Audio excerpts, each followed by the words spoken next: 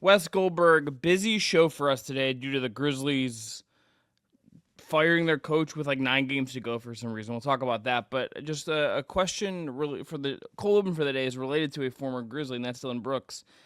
I don't know if you saw this clip of Bill Kennedy forgetting Dillon Brooks' name when he ejected him. My question is this. If a referee forgets your name, am I wrong in thinking that the ejection just shouldn't count? Like that, like you get a pass because if the referee can't remember your name when they're trying to eject you, I don't think you should actually get ejected. Did he forget Dillon Brooks' name, or did he forget how many technicals he was supposed to be giving him? I don't. If it goes wrong, that's kind of like part of the job description for the referee is keep this stuff. Like have a little notebook if you need it. You know, like just keep track of this. If you get it wrong, I think surprised. Get the pass. So they don't have notebooks because some of the stuff that they have to go through is so complicated. It doesn't feel like they have notebooks, and you never see them walking around with notebooks, and even in person, you don't see it. So they're like the best waiters who just remember everybody's order and then walk away and like, how did they get all that? There was like 15 substitutions just with our party. Like how none of this stuff is going to come back right. More often than not, that stuff comes back right with those waiters. Yeah. And more often than not, Bill Kennedy gets it right. He just, a little bit of a brain fart in this one. I give him a pass. Okay, it's fair. I just like I've watched that clip like 7 times because I was just like baffled. He might have done it on purpose. Like trolling Dillon Brooks. 100%. I would buy it. All right, on today's show, the Memphis Grizzlies have fired Taylor Jenkins. We're going to talk about that. What is next for Memphis? We're going to talk about the Rockets and if we're sleeping on them. And what the heck do the Suns do now that Kevin Durant is out at least a week with an ankle sprain? That's coming up today on the Just Basketball Show. Let's go. Spectacular move by Michael Jordan. LeBron James with no regard for human life.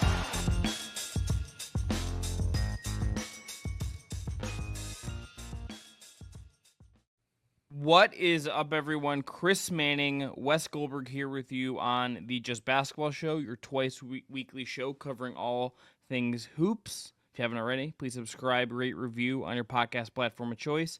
Hit that notification bell if you haven't already. And Wes, we are powered, as always, by our friends at BetMGM.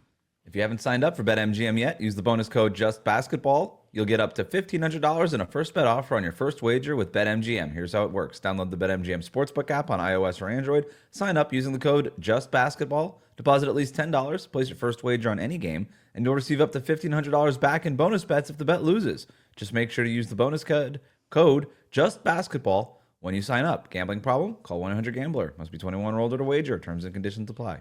Wes, before we dive into Taylor Jenkins, I actually do want to. I've been meaning to check this today, because I was there was a very lengthy Reddit post about the Defensive Player of the Year odds, and I meant to do this earlier, and it wasn't live while these teams were active when I last looked. I just need to look at awards on the app. Very easy to use. Takes me 5 seconds. Okay. Prove it. Well, the issue with the app now is that I click the wrong thing because I'm a boomer. I know I'm getting old, West, because the other day I pulled my phone out of the pocket and the flashlight was on, and I immediately was like, retirement home? Is that where we're going for me? Defensive Player of the Year. Just want to get your comment on this. Okay. Draymond Green is now the favorite at -185. Evan Mobley's at +125. The market has shifted away from Evan Mobley to Draymond Green. And I have a theory as to why, but what are your initial thoughts on it? Evan Mobley needs a podcast. Evan Mobley, truthfully, if we were going to do a list of the top 5 NBA players who would be the worst at podcasting, Evan Mobley is my number 1 overall pick. Okay. Very nice guy. Not interested in talking. All right, I'm gonna start thinking about this list. I'm gonna give you top 5 worst potential player podcasters. Players who have no interest in podcasting would probably be the more appropriate way to put that. By the end of the show, I'll get you a top 5. Mobley will be number 1. He's my number 1. Time to question. My guess on this is that the Cavs defense they've been pretty and the defense has not been particularly good the last couple weeks. So they're kind of in cruise control mode. I still kind of think Mobley ends up winning it by the end of the season. But the Cavs defense just has not been good the last couple weeks as the Warriors have this like kind of surge going. Draymond's got the platform. He's speaking out about it. The last 2 weeks, according to Cleaning the Glass, Cleveland's defense is 23rd in the NBA Mm-hmm. this time of the year, and not a lot of games left. That's going to count. By comparison, Golden State's over that same stretch is 5th and 7 points better than the league average over that same stretch. So like just that's one metric. It's not fair to say one guy shapes the whole thing, but in that kind of stuff matters, and what felt like a close race to some degree. So that's almost the most interesting. That I think is the most interesting award. That and All-NBA are the two things that I think we're going to have the most debate over at the end of the year. Yeah, so I agree. Defensive Player of the Year is the most interesting award. I think MVP, I think all of these are really interesting. DPOY, by far, no idea what's going to happen. Well, in terms of what actually is going to happen, like MVP, Right. it's done, right? Like, Right. Rookie of the Yeah, year, MVP is more done. interesting in terms of what does your ballot look like now. Yes. Where I just had to turn in my ballot for the ESPN straw poll, and I try not. It's boring, but I almost try not to make changes unless I feel really off of my last ballot. Yeah. Unless I feel really compelled to make that change, because I go body of work, and that's my way of avoiding recency bias. I think I ended up with SGA, Jokic 1 and 2, which I think I had the last 2 times. There was a point where I had Jokic number 1. I go SGA, Jokic, Giannis. I think I had Tatum and Mitchell, and that's where it flipped, where I used to have Mitchell and then Tatum. So I think that was my big flip, and I don't even know if I feel great about it. I'm like, I kind of wanted to put Tatum 3, but Mitchell's shooting the last it's been pretty bad. It's just like the Cavs in general have just been pretty mid the last I really 10 don't games. even want to look at that's true, but again, that's why I'm trying not to but I think just Tatum's been so good all season. Mitchell is still top 5. Now, there's going to be an argument. You look at Anthony Edwards' numbers and you're going to say, well, maybe he should be 5 on your MVP ballot, and that was a debate that I was having. Anthony Edwards' numbers across the board are way better than Davion. That's so much. Davion Mitchell's Donovan Mitchell. 5th on it. You're going to see that one vote on the ESPN straw poll, and you're going to be like, who did that? It's going to be this guy. It's going to be Wes Goldberg. I'm the only person whose computer automatically fills in when I go Nikola, it's like Jovic, and I'm like, no, this time I actually mean Jokic. And when I go Mitchell, it's like Davion. I'm like, nope, I really mean Donovan. Okay. There's going to be people that want to put Ant number 5, and I don't know if I have a problem with it. But then I'm like, look, if we're just going to go by the numbers, then why do we even watch the games? Donovan Mitchell really matters. I don't care what the numbers are. So, how much of a boost does Anthony Edwards get for the mocking of Malik Beasley's shimmy after the scruffle and the Wolves and Pistons game from over the weekend? Does he get an aura boost from that? I mean, how can old his do aura I be sound? boosted anymore at this point? How old do I sound saying the word aura, Wes?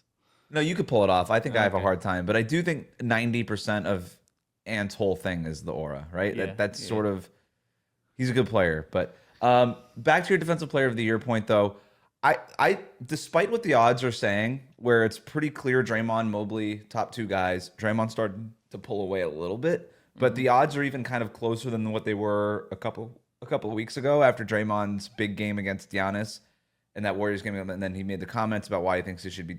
It's not as big of a gap as it was before, so he's starting to lose steam a little bit. Despite what the odds are, I think this is wide open.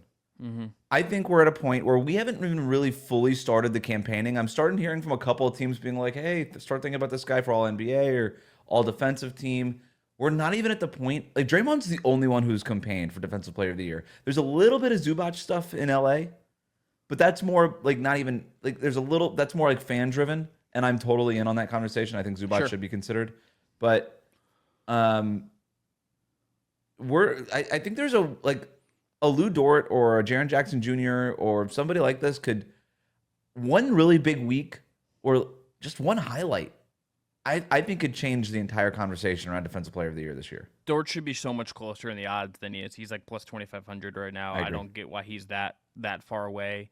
We'll get to the Grizzlies here now, Wes, but I just got to say, I have, on the Zubac point, a thing that keeps happening in my Instagram algorithm, which means my Instagram algorithm is healing, is that I keep getting posts reminding me that the Lakers once traded Mike Muscala for Ivica Zubac, and the Lakers somehow are still fine and have Luka Doncic and LeBron James. So it's just how that would be one of those things that amid all the other mistakes they made would doom a franchise, they'd just be the Wizards of the West Coast, but they're the Lakers, so they're fine.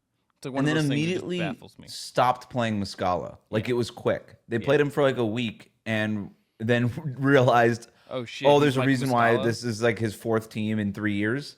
And then and now he's out of the league, and Zubac, I think, is one of the top. He's been one of the top 5 centers in the league this season. Yeah, Like, he's there's no awesome. question. He's really, really good. He's awesome. Good stuff, Lakers. Amazing. So, all right, the Grizzlies fired Taylor Jenkins with 9 games to go in the season.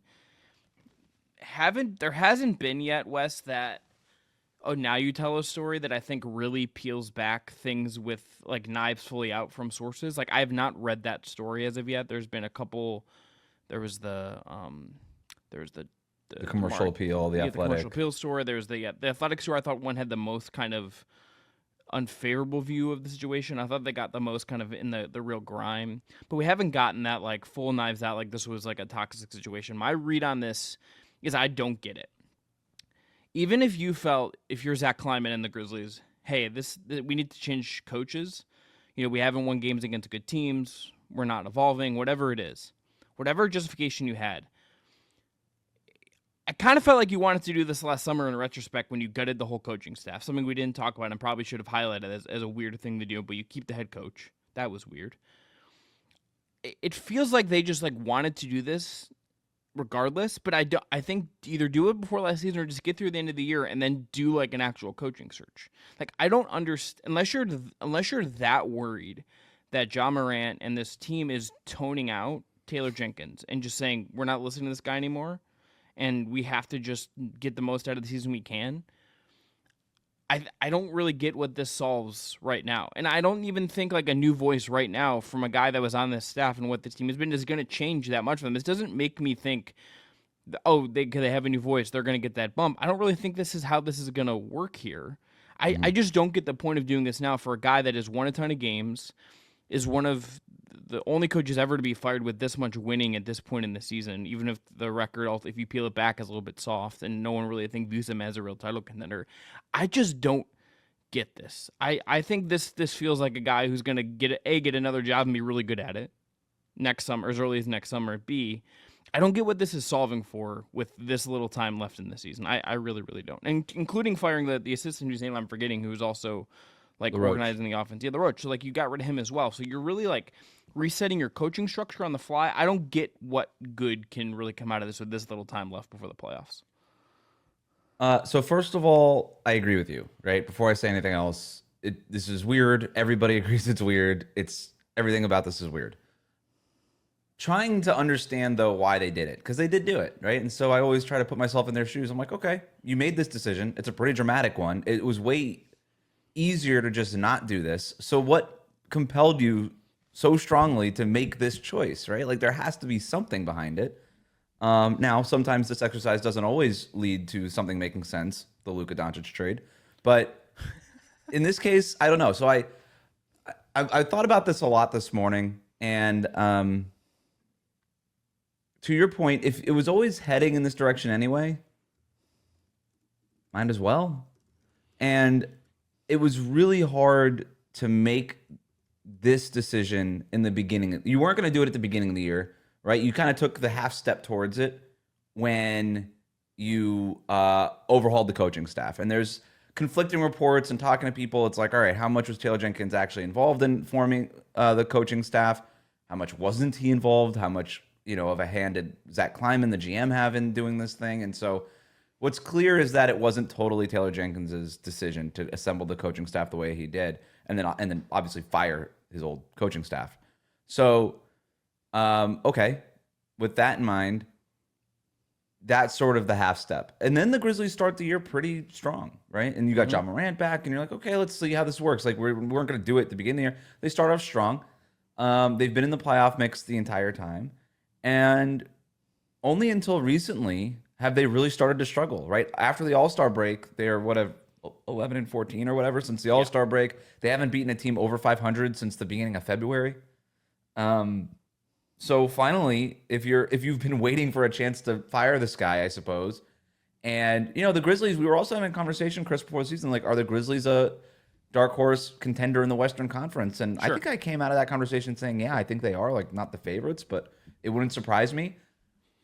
A few months later, now it would surprise me. right? Right. Like I feel a lot different about this Grizzlies team than I did about the theoretical version of this Grizzlies team before the season. And okay, so if you were always going to do this, or if you came to the decision, okay, now we're going from half step into maybe firing Taylor Jenkins to making the decision of we just can't get over the hump with this guy. If you woke up and finally came to that realization, why not fire him with 9 games to go? Like, just because it took this long for you to figure it out, I don't know. And now you get this guy, Thomas Asola, who, very young coach, I think 41 or 42 years old, highly decorated in just a couple of years in coaching in Europe. I don't think he just leaves that situation in Paris for anything. I did laugh, though, by the way, Wes. This isn't like...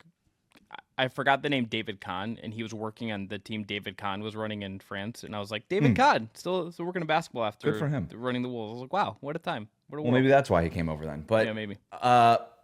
Yeah, you got him, and you're like, all right, test drive him for 9 games, see what he's about. We got him in the playoffs. Test drive him in the playoffs, see what he's about. Maybe this ends up being your Ty Lue. Maybe it doesn't. I don't know. But I don't know. If you've already, again, weird, not sure I agree with it, trying to see it from Zach Kleiman's side. But at the end of the day, also, this is probably coming down to a rift between Kleiman and Jenkins. Kleiman's the GM. Jenkins is the head coach. When somebody's got to go, it's usually the GM. GM's not going to fire himself. He's going to fire the coach. So he played that card. We'll see what happens after this. But yeah, clearly this season has not gone the way that Memphis wanted it to go. They're not where they want to be in the Western Conference. They're getting lapped by not only the Thunder, but the Rockets are ahead of them in the standings. They can't gain ground on the Nuggets. The Lakers just got Luka. They're probably looking around and being like, oh yeah, like this just isn't it. We got to make some sort of change, and this is the change you decided to make. And if you've decided to do it, might as well pull the trigger on it, regardless of what time of the calendar it is. Look, they could fall further in the conference as well. I mean, they're 5th right now. They are a game behind the 4-seeded Lakers. They could end up in the play-in. That's what I'm saying. They're behind the play-in. And let me ask you this, Wes, in a simple way. I mean, maybe this explains it from their dissatisfaction with this season. Of the Rockets, the Nuggets, the Lakers, the Grizzlies, the Warriors, the Wolves, and the Clippers. So 2 through 8. I think about that, and I think based on what we've seen and based on the vibes and whatever, and I think maybe just having to look at the Rockets and think about them somewhat seriously, I guess just because of the record and what Udoka is as a coach and whatnot, I might pick the Grizzlies in a draft of the team I'd be least likely went on a run and pulled this off in the West, right? Like if you're going to power rank the teams 2 through 8, I think I might put them last. I think I would put them last of teams I think could make a surprising run and make the Western Conference Finals. Like, I think I'm there with them as the team I would least likely to believe it at this point, which is not something I would have said to your point coming into the year. And maybe that's reason enough to just say, hey, you know what? Let's get a longer look at this guy that we really like, see what changes he makes, and then we can maybe have a better view on ourselves going into the summer, which feels like it's going to be a really pivotal summer for Memphis. Not only are you right, you're like obviously right. They just fired their head coach. It would be crazy with a new coach that we've never seen really in action outside of one game at this point to somehow go on a run with this Grizzlies team. But there's a lot of things to like. What do they do next, right, is fascinating. Because John Morant, we're only a couple of years away from him being Anthony Edwards before Anthony Edwards was, right? He was the big Nike guy. He was the people were talking about whether or not he could be the face of the NBA. And then, the gun charges and all that kind of stuff happens, and it derails last season, plus a bunch of injuries to other guys. And then this year, he's been in and out. John Morant, very unavailable. It's sort of been his thing for years, right? It's why Tyus Jones continues to have a career, is because he was able to step in for John Morant those few years when he was out and the Grizzlies kept winning. But they've been able to hang their hat on defense. Jaren Jackson Jr. has taken a leap this year. He's been awesome. Desmond Bane, it's kind of up and down with him. There's other players that you like on that roster, but I don't look at this roster and I'm like, yeah, that team's flush with talent, especially considering the availability issues that they have. And the John Morant question is a big one, and who coaches this team going forward is a big one. So to me, they're fascinating because their ceiling, we used to see what they could be, like just a perennial number 2 seed in the West and winning a ton of games outside of last year that just basically didn't count. All this team does is win games. They're 14 games over 500. Like this is in the crowded West. That's tough. They would be the 3 seed or the 4 seed right now in the East by a mile. So I don't know. I don't know what to do. I don't know if you want to have the John Morant conversation. I do have a list for you. I think this is the only way to go, right? I think this summer, sets up they become immediately one of the most fascinating teams in the summer because one of the undercurrents of the stories, Wes, that came out about this firing was that John Morant doesn't seem particularly happy.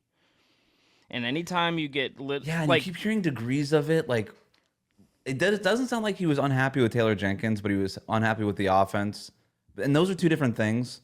Mm-hmm. Like this wasn't even the offense that Taylor Jenkins necessarily wanted to be running. I mean, it was notable in the commercial appeal story by Cole there that Jenkins was starting to reintroduce. It was right. I think it was the commercial appeal story that was talking about how he was the one reintroducing ball screens. Mm-hmm. And I'm going to be honest. I think as much as I think we're in this new era of basketball and everyone knows that shooting matters and spacing matters and whatnot. Like you still kind of like I think running an offense that just doesn't have ball screens ultimately is there's a lot of limitations you're putting on yourself. It's really hard to do it. Everybody wants to be the Warriors, but only they have Steph Curry, right? Yeah, and John Morant's not Steph Curry. He can't shoot like that. And there's also there's been one Steph Curry in the history of basketball. There's been one. Right. And even the Warriors at this point went and got Jimmy Butler to like do stuff coming off of ball screens and attack, and do some old school shit. Yeah, so that going back to what you were talking about before when they fire LaRoche was the guy that came in and implemented the motion offense, which was a Kleiman. I'm again don't really know for sure. It feels like assuming that came up from management was to bring this guy in and install this new offense. So I don't think Taylor Jenkins was fired because of the offense. I think LaRoche got fired for the offense, and Taylor Jenkins got fired for whatever relationships he had managing up or down, and that's up for debate. And maybe you're right. We'll hear more of that Knives Out. Oh, now you tell us story after the season, perhaps. But I have a list of before we get to the Morant part of this. Top 5 coaching candidates for the Grizzlies. Okay, hit me. Love it. Love a list. Let's go. All right, number 5. Getting the air horn ready here. Number 5, I've got Chris Quinn, Heat assistant. One of those guys, and you would know this even better than me, Wes, being in South Beach, I'm always been surprised he hasn't got a job already. Yeah, I like him for the Memphis job because he played point guard. And you have to get through to your point guard. The problem with Chris Quinn is he's not exactly Jason Kidd in terms of his point guard resume. So I don't know, does Ja Morant even know Chris Quinn played in the NBA? I would bet no. Was but to the point though, like Ty Lue was a point guard. Most people probably knew Ty Lue as the guy who got stepped over by Iverson, and now he's like one of the most respected coaches. I think you would ask players in the league now. So right, and if you're the Grizzlies, you're like, oh, Heat guy can come in, Heat culture. Yeah, kind of feels like that might be what we need here in Memphis. Mm-hmm. All right, number 4, David Adelman, Denver assistant. Kind of the opposite of the Chris Quinn they're both offensive-minded coaches, but Adelman's more of a big man guy. Mm-hmm. And a lot of the reporting around this, Zach Edey, kind of an outsized importance in this whole storyline. There's debate. Weird, man. Like I think the Grizzlies might be higher on Zach Edey than like anyone else in the universe, and I think that's weird. I think that you can even argue they reached for him at number 9. I don't think they did, but I think in that draft they didn't, but I think they're putting an outsized amount of weight on what Zach Edey could mean for them. I think. Yeah, based on some of the reporting around this, but Adelman obviously worked with Jokic. He's a big part of what they do there in Denver. Not saying that Edey can be Jokic, but if you have a really great big man coach as your head coach, you would assume that maybe they would empower Edey a little bit more. And if that's something that they're looking for, then that's something that they're looking for. Number 3, I've got Sam Cassell, Boston Celtics. Cassell to me would be, I think, really like the no nonsense, the no bullshit. I think for a team that, I think one of the reasons you could say there was a lot of bullshit going on at certain points. I think that kind of coach would make a lot of sense for this locker room. Yeah, he should probably be higher. He would be. Let me finish your list, then we can see if he should be higher or not. So the only reason he's not higher is I thought my other names were more interesting because Sam Cassell is sort of the top of the list of guys who's going to be a next coach, and everybody knows he's going to be like a good coach. Yeah. We're making so content he's here, probably so you're higher right. if you're a Grizzlies fan, but in terms of content, The Sam Cassell, no nonsense would be great. Obviously, the pedigree coming over from Boston, all that stuff would work. And he's a guy that I think John Morant would look at and be like, I know Sam Cassell played in the NBA, and I can respect him and I can buy in. Number 2, Kevin Young, BYU.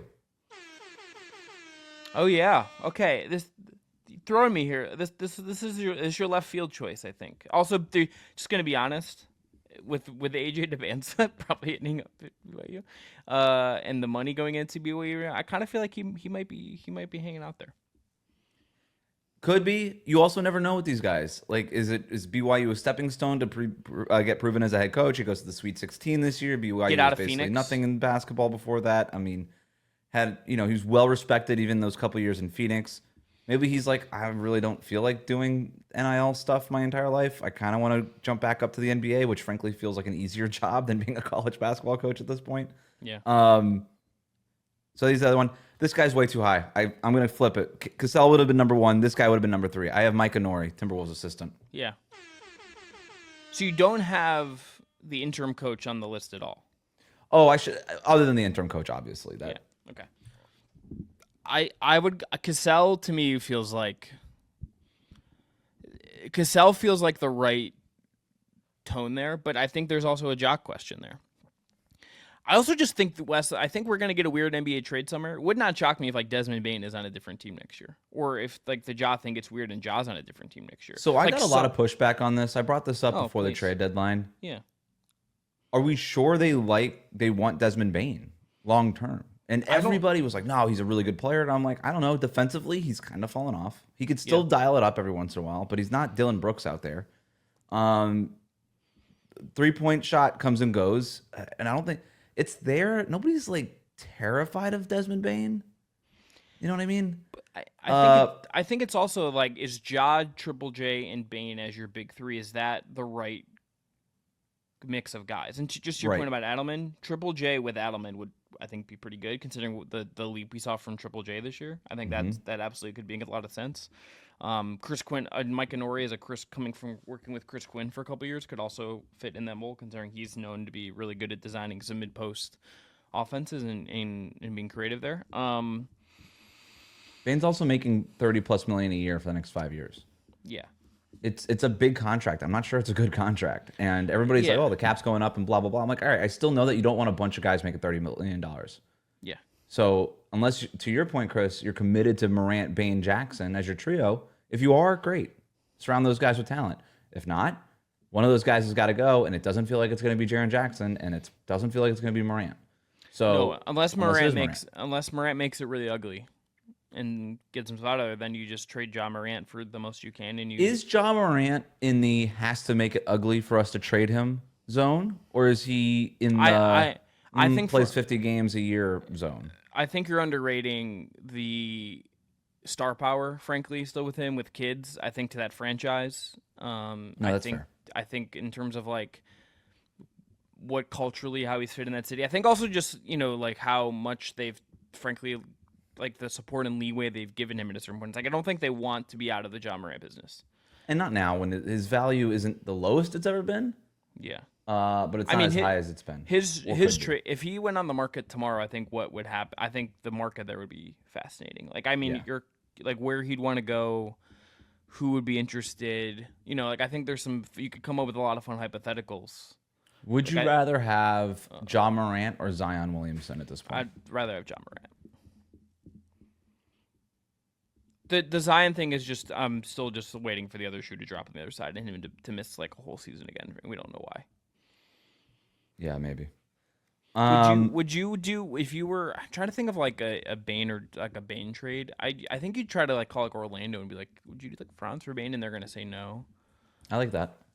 But they're gonna say, or you'd have to give up stuff. I think if you're Memphis to do that. I think Bane is a plug-and-play guy, but it's the $30 million. It's where how does that fit in? Yeah. Where does that fit in? Who wants to invest in that? Does a team look at him as like their Derek White, where it's like, he's really good, but he's not a number 1. He's not really a number 2. But with a real number 1 and a real number 2 who are out there and available most nights, like he looks really good all of a sudden. Yeah. I feel like I'm shitting on Bane. Like he's good, but he's not like. your second option. Right. Fringe, I think could make a couple All-Star teams kind of guy in the right situation. Let me ask you this. Oh, I wouldn't even go that far, so maybe I am shitting on him. Okay. Yeah, maybe. I think All-Star stuff can be possible because, like, you know, I just think it can happen. But, like, not an All-NBA guy. I think maybe more to put more of a period on a note on it. But let me ask you this, was if you're looking at this Memphis situation, though, do you look at this as a team that has to then do something maybe a little more aggressive this summer? Does this set up a summer of some kind of evolution to you for a team that has stayed pretty consistent the last couple years? Now has fired the coach. We'll see who the new one ends up being full-time. Has, you know, a Jaren Jackson contract extension coming. Like, does this feel like a summer where something changes here in your mind? I mean, what Memphis just showed everybody is that they're not afraid of making a dramatic decision. And for a long time here, it just felt like Memphis was standing pat and just saying we were young, we feel good about our roster, we have our face of the franchise who's also young. We got Jaren Jackson, who we feel really great about, Defensive Player of the Year. No reason to rush into anything. Our front office has shown that they're really good at drafting and scouting and developing some of these guys. Now it feels like that changed. Like, that to me is the biggest takeaway from firing Taylor Jenkins is,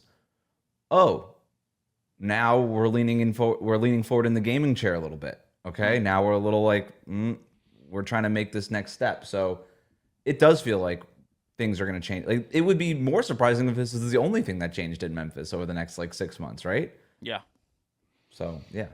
I think they become very high on the list of teams to watch this summer. Another team to watch this summer, Wes, to transition, is the Houston Rockets. And just going to ask the question: are we sleeping on what the Houston Rockets are and how good they are? I think so. They've been number 2 in the West. It feels like, I don't have a stat in front of me, but it feels like 70% of the season they've been the 2 seed in the Western Conference or something close to it. They're awesome. Their defense is awesome. Their defense has been awesome for 2 years now. Like, this is a legitimately awesome defense, and it's awesome for 2 reasons. Schematically, they're dialed in. Ime has them doing all the right things. They dominate the glass. They don't give up points in transition. All that stuff's there. And then they're awesome for a second reason, which is they just have awesome individual defenders. They have Tari Eason. They have Asar Thompson. Jabari Smith Jr. can guard a lot of different spots. They have these 2 big lineups that they've been working with lately. Fred VanVleet is a fire hydrant out there. Even Jalen Green is like trying some of these nights. Yeah. So defensively, they're going to hold up. My only thing is, and everybody talks about the Rockets, is are they going to be able to score in the half court in the playoffs, and do they have somebody who can close games? And if Jalen Green is going to be playing the way he's been playing over the last 10 games, then the answer is yes. Yeah. And I don't think anybody counts on Jalen Green for being that guy for a 7-game series, but can he pop off for 3 or 4 games in a 7-game series? Like, would you bet against him doing that? No. I think the Rockets are 12-1 when he has 30-plus points this season. When he's on, they have all the pieces. Right? Like, when he becomes the guy that we all know and recognize that they're missing, and he's just that, then they become literally elite. And I don't know. I'm not going to rule out him being able to do that. We saw John Morant do this a couple years ago. Anthony Edwards was this last year in the playoffs. I just think that we're looking at the West, and I'm not picking the Rockets to come out of the Western Conference. I don't know. I wouldn't even pick them to make the Western Conference Finals despite their seeding here. But, you know, they're the 2 seed right now. If they drew the Timberwolves or the Clippers in that 2-7 game, I think most people would take the Clippers and most people would take the Timberwolves in that series and just not even look at it because everybody's just assuming the Rockets are going to flame out in the playoffs and that they're not for real. I don't know that I would do that, right? Like, why should we be surprised if this number 2 seed, who have been elite defensively for 2 straight years and are clearly better offensively, even if it's just a little bit, but better offensively than they were last year, and they're well coached, and they win a ton of games, and their record against the teams that they're going to be playing in the playoffs is really good this season. I don't think that we should just be counting them out before we even watch the series. I think that's right. And I've come around on them in that way. Like you, I'm not picking them to come out. I think if they get, you know, Denver in round 2, if they get the Lakers in round 2, I'm going to pick Denver or the Lakers just because those teams have Nikola Jokic, LeBron James, and Luka. I also think this will be a really fascinating test case, Wes, on a proof of concept to some degree. It's like, get a really good coach who's disciplined, who's got like a very specific point of view. you have like a veteran in Van Vliet who like they're much just proven statistically just much better win-loss record, everything with him on the floor this year. It's like when they have Van Vliet, they're just like better. Mm-hmm. Jalen Green is finding something here. We'll see how that looks against more set defenses in the playoffs. I think it's a huge test case series for him and what we're going to learn about him. And then like an identity outside of that and really young team. And if like the model of this team works in the playoffs, where they get out of round one, I think it could tell us like how aggressive they should be in shaking it up just to go get more stars in the summer. I've always felt like this is the team that is like we don't trust ourselves to some degree of what we are, so we're going to make like an aggressive star trade this summer. Maybe they don't have to go whole hog on that, and they just make something a little more minor and like upgrade at certain spots and do that. Find like a Van Vliet upgrade just because Van Vliet is a little bit older. Do they like? Does Jalen Green kind of reassert himself in their plans and they trade some of the other young guys? What do we learn about Amen Thompson in these playoffs on top of that? I think this is such a test case of where this team is going to go, where almost like where they finish in the playoffs. This, to their fans, I know it should matter and they should be invested and they should root for them to go as far as they can. But to me, observing it, I just want to like observe and see where this ends up because I think it could shape what they do this summer more than what it means that they like made the surprise Western Conference Finals run or something this year. I think like what we learn about what works and what doesn't in a playoff setting for this group and the identity of this group right now means more than the actual result of the whole thing. Yeah, and I don't know how much we're going to be able to learn from them. I feel like we know what they are, but the name, I'm going to half agree with you though. Like the name is Jalen Green. Like, can this guy be more than what he is in March? Can he do it in a playoff setting when defenses are really dialed in, and maybe less so when we know he's done this 2 Marches in a row, right, where teams kind of take their foot off the gas and then he goes to town. Also, Houston's schedule lately during this winning stretch hasn't been awesome, right? It's been kind of cupcake a little bit here. But do it against the top teams consistently, and then do we feel like instead of being the piece that we're going to trade, do you end up being one of these pieces that we build around and we say, you know what, we're young, got a bunch of draft picks, we're feeling good about shorting the Phoenix Suns here, we're going to let this thing ride. And we're not going to make, and like to your point, we don't have to make this dramatic change even though everybody wants us to. Maybe we just make a couple of minor moves on the fringes and we just keep rolling with this thing. I think that's totally in play, and I would not have thought that even with the Durant stuff. I think once that Durant stuff popped up at the deadline, I thought this feels like a team that's just going to do something crazy for Kevin Durant or throw a Godfather. I'm at the offer point for now. Devin Booker. If I'm them, I'm not trading for Durant. I don't think they should. They're not on my we're going to talk about Durant momentarily, and they're not on my Durant like trade team list. I haven't like fully fleshed that out yet. I have a couple places I like more, Miami being one. I have a list. Okay, we'll get there. I'm excited. Love a list from Wes. Two lists today. Yeah. You love a good list. I mean, I'm honestly surprised you brought the heat you have today, considering I fucked you over with Swedish Fish like 4 days ago. Well, I had forgotten about that, so we'll see how the rest of the show goes.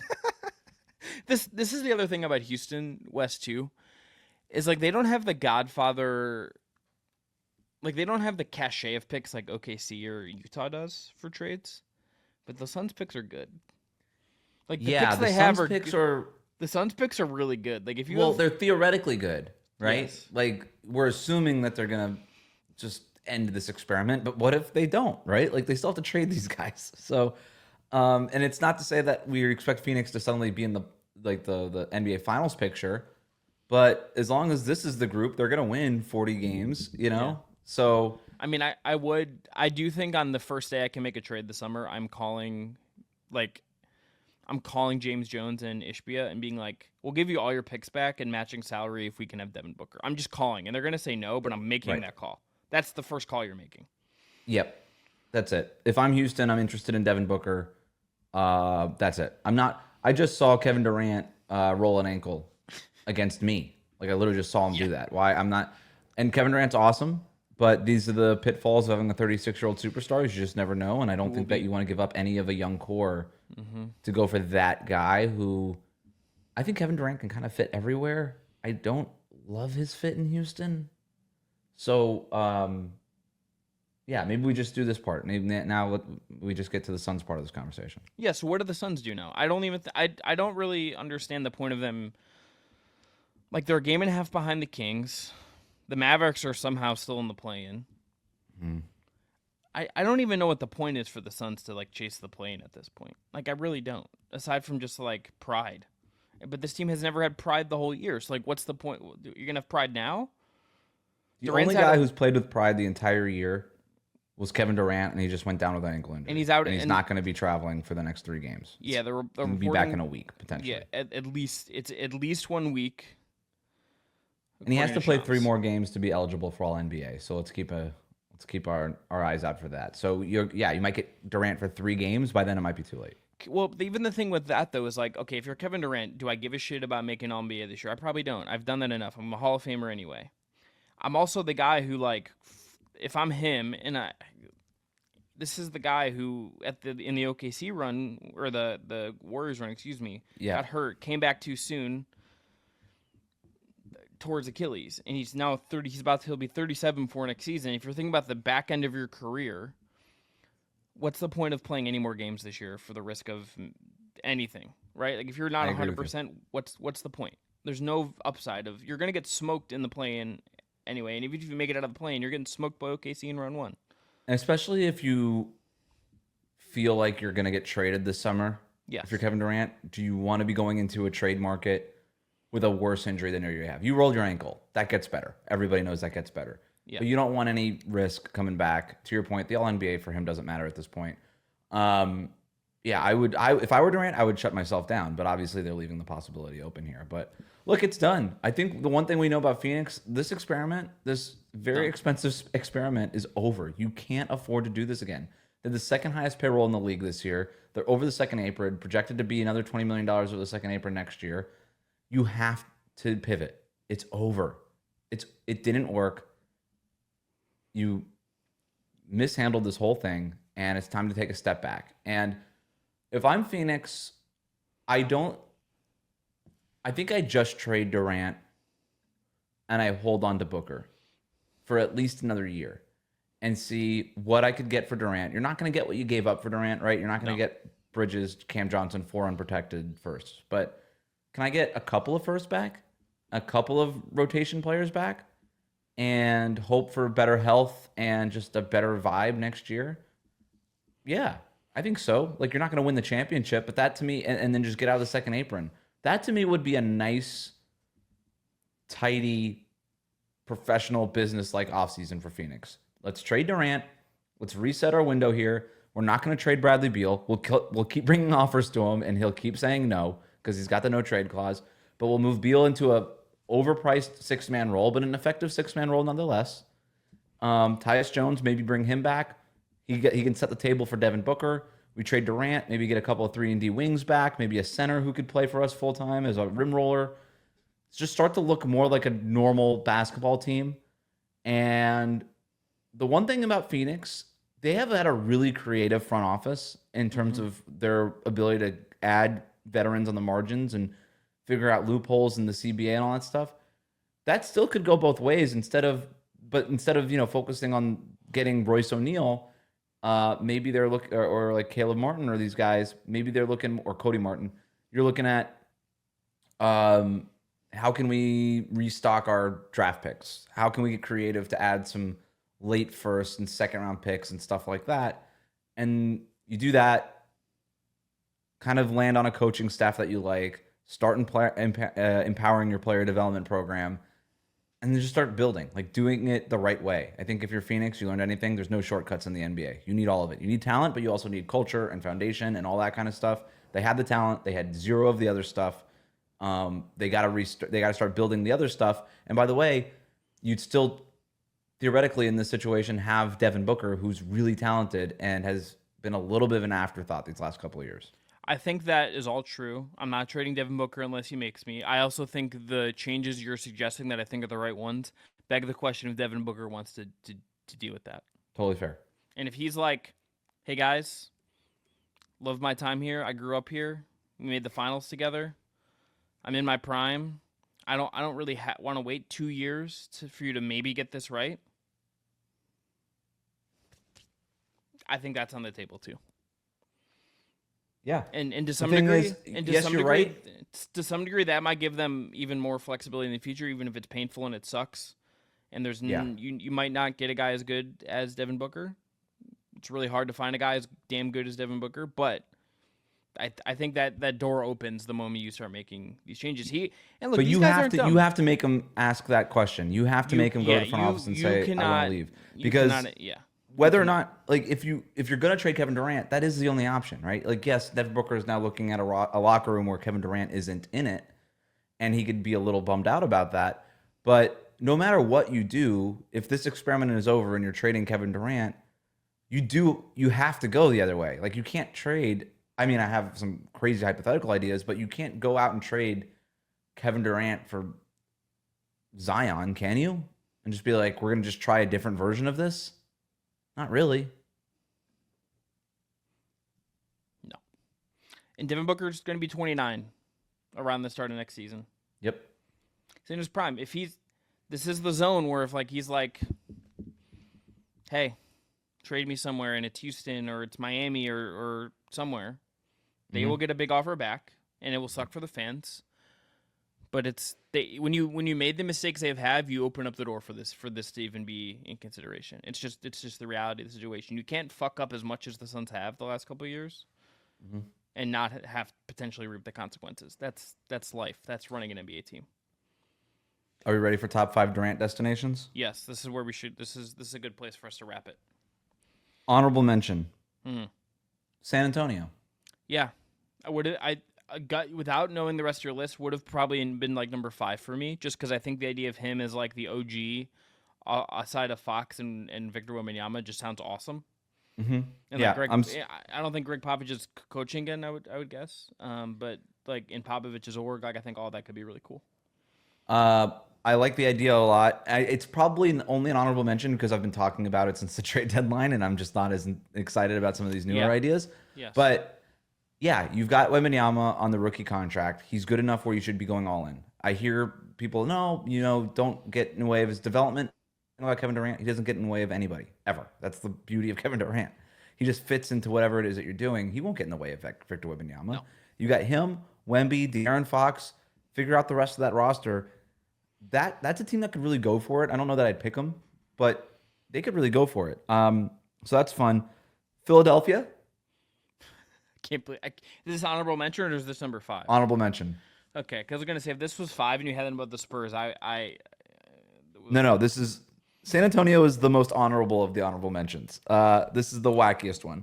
Embiid for Durant, straight up. Oh, holy shit! If I'm Phoenix, I think I'm saying yes to that. Honestly, I'm and if you're Philly, oh man, you kind of get out of jail free card there. Maxey, Jared McCain, Paul George, Kevin Durant, Andre Drummond, Yabusele, yeah. Fuck it, sign me up, Wes. Honestly, let's call it in. Honestly, just for like the watching of that. Also, Kevin Durant arguing with Philly fans potential there is. Oh my God! Holy shit! Kevin Durant being online with Philadelphia fans who are also always online. Him just doing like a drive-by and rights by Ricky Sanchez one day for like no reason. You're just like, Kevin. Last honorable mention here, Dallas. Yeah. Seems like a Nico Harrison type in that he is a Nike athlete. And friends with Kyrie. And friends with Kyrie Irving. And you get Kyrie. You basically swapped Luka Doncic for the failed Brooklyn Nets, 2/3 of the failed Brooklyn Nets experiment with Kyrie. Hey, you know what? If Kevin Durant's foot's not on that line, man, whole different time. Anthony Davis. That and the pandemic will just really change the course of those guys' careers. Dallas makes a lot of sense too, where they say, "Wow, we should really just push all our chips in right now because we're working in the short-term window." It seems like you would think. Klay Thompson, PJ Washington, Daniel Gafford, that gets it done. Then you keep Caleb Martin, who you traded for to help you. As Quentin Grimes is lighting up Philly. All right, number 5, the Chicago Bulls. This is vibes, just vibes. Durant in Chicago just feels cool. I kind of like a lot of what the Bulls have, and they can keep a lot of the good stuff. And Kevin Durant, Josh Giddey, Kobe White. That's something. And then you got Kevin Durant in Chicago, which is kind of fun. They actually pick a direction and try to tilt things forward a little bit. It doesn't make them any good. It actually kind of puts them back into like the middle ground of where they used to be. So maybe I'm already talking myself out of this, but Lonzo Ball, Nikola Vucevic go to Phoenix. Kevin Durant, maybe some other stuff goes back to Phoenix. That's the trade. I don't hate it. I'm also into the Bulls. I can't really explain why. Also, just loving that I spent a lot of time reading like Bulls fans on Reddit talking about if Giddey and Kobe White make sense, and I'm like really obsessed with like what they do there now too. I've like spent way too much time thinking about that, if I'm being honest. Number 4, the Memphis Grizzlies. If you're gonna do something, that seems like something to do. Number 3, the Boston Celtics. Can I just say, Wes, on the Celtics front, I don't know if they would do like Jaylen Brown for KD. I'm expecting something weird with them this summer. I just think we're gonna get a cost-cutting salary thing. I think we are. I think someone, unless they three-peat, something is changing. I just feel that in my bones. So a couple things here with the Celtics, right? Even if they win the championship this year, I don't know that you could be a second apron team 2 years in a row. It's just so hard. And you get a lot of penalties that come with it. And it just feels like we're going in a direction where they're going to have to make a cost-cutting move. Okay, everybody keeps saying cost-cutting moves. All right, what is it? What's the cost-cutting move? It's not just letting Al Horford walk away in free agency, okay? Which I would bet you Al Horford's back there in a minimum. That's also my guess there. I don't know if he like needs to go get the full taxpayer bill. I think it's just. And he's only making like $9 million this year, so it's a lot of tax dollars that you're saving. It's like a 20-something million in tax dollars, but it's not that much in terms of the calculation of where you are versus the second apron. So something else has to happen. Okay, they're going to trade Kristaps Porzingis to who? What team wants Kristaps Porzingis for 20 games a year at $30+ million?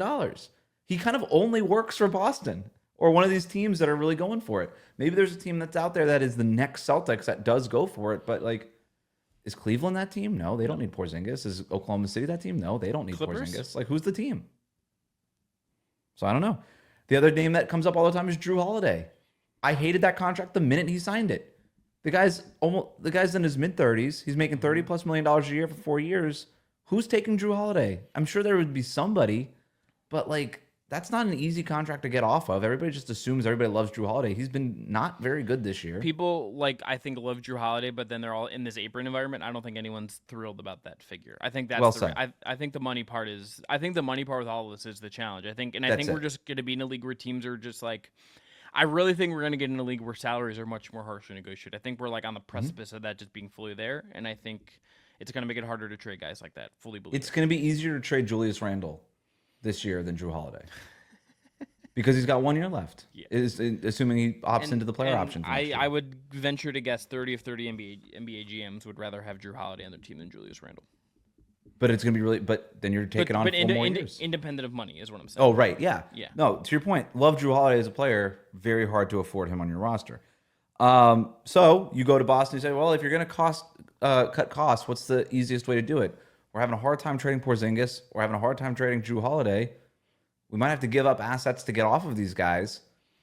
Well, do we really want to be paying our number 2 option $60 million a year? Yeah. And if you're these new owners, you take over in 3 years, according to the reporting around this. That's exactly when Jaylen Brown's money kicks up into $60 million a year. And if you're the new owners and you're saying, like, look, we repeated, Jaylen Brown won a Finals MVP. He's a Boston legend for life. We can't afford to pay our second option in this world $55 to $62 million a year anymore. Durant is an upgrade over Jaylen Brown, like right now. I don't know. You could say we could probably still win a championship with Durant in Jaylen Brown's place. Yeah, and he fits the ethos of the team. It's not like it doesn't change right how you want to play. Even and then we get off of all this money later on. Yeah, totally could see it. I would be very surprised, by the way, if that happened. But I'm just like, you start thinking about actually doing it. Everybody says they're going to cut costs. They're going to cut costs. And I'm like, all right, well, how? And then you start thinking about how they're going to do it. And then you get into a tougher spot. Number 2 is Miami. This is my favorite one, I think. So I in my heart, they're my number 1 spot, but I try not to be a homer here, Chris. You can't do one. But like Hero, KD, Bam would be great. Where Kevin loves Instagram. Yep. I think this is a slam dunk for both sides. If I'm Kevin Durant, I'm pointing to Miami. Send me there. I haven't had stability in the front office or in my coaching staff or the ownership ranks the entire time I was in Phoenix. Frankly, I haven't had any of it since I left Golden State in 2019. The one thing that I've had plenty of talent. I've played with Kyrie Irving, James Harden, Devin Booker, Chris. I've played with all these guys. I haven't won anything. What's the one thing I've been missing since I left Golden State? Stability. Kevin Durant's a smart guy. And he can look at Miami and say, that's a stable organization. I know what they're about. They're about basketball first and foremost, which is like Durant's whole thing. And I could go play with Bam, who I've won at arguably the highest level with. I won a gold medal with this guy. There's proof of concept there. Tyler Hero's a hooper. I like playing with hoopers. That's also sort of my whole thing. Let's make it happen. You know? Yeah. And if you're Miami, you're saying we kind of we just need a guy who could score 30. There's Durant. He kind of fits. So I think it's a perfect marriage. But my number one is Minnesota. Kevin Durant being like the elder statesman to Anthony Edwards would be really cool. Yeah. Kevin Durant in one of those like old school Timberwolves jerseys would also be really sick. Be sick. Yeah, it would be. I'm in. It's because of his whole stature and he's lean. It's like a little Kevin Garnett-y, right? Yeah. And I just like the idea of Kevin Durant moving to Minneapolis, living there, being in the cold, like getting really into Prince, and just like having that be like his whole vibe. And Minnesota's never won a championship, and that's one thing Kevin Durant has always sort of secretly wanted to do is be the guy who brings a championship to a team that really needs it, to a city that really wants it. And Minnesota would be right there, I think. I'm in. So I think that'd be a lot of fun. I'm in. On And by the way, they're like right there. Like they are the team that feels like a Kevin Durant away. Gobert for KD. Is that what we're doing? No, it would be. I think it would be Randall. I think you need Gobert. But I think it would be Randall's expiring. And would you give up McDaniels? I don't want to, but I might have to. I think I would, especially if I'm able to re-sign NAW. Mm-hmm. Can I bring back Nickeil Alexander-Walker and kind of be that guy? I like Jaden McDaniels, but I don't know that I need him if I'm an Anthony Durant. Edwards, Durant, Gobert team. Yeah, Durant and KD together is talking about aura. Yeah, be sick. I'm in. Wolves or Heat is what I want. Those are the two. What's up? Those are the two. All right, Chris Manning. Do you think he prefers South Beach or Minneapolis? Do I think Durant would prefer South Beach or Minneapolis? It was a rhetorical question. I think. Oh, okay. All right, good. NBA players prefer Minneapolis. But I'm Chris Manning. That is Wes Goldberg. Back at you later this week. We're going to unpack the middle of the Eastern Conference, which is kind of a mess, on the next episode of the Just Basketball Show. Shout out to BetMGM. We'll talk to y'all soon. Enjoy the hoops. A lot of good hoops this week.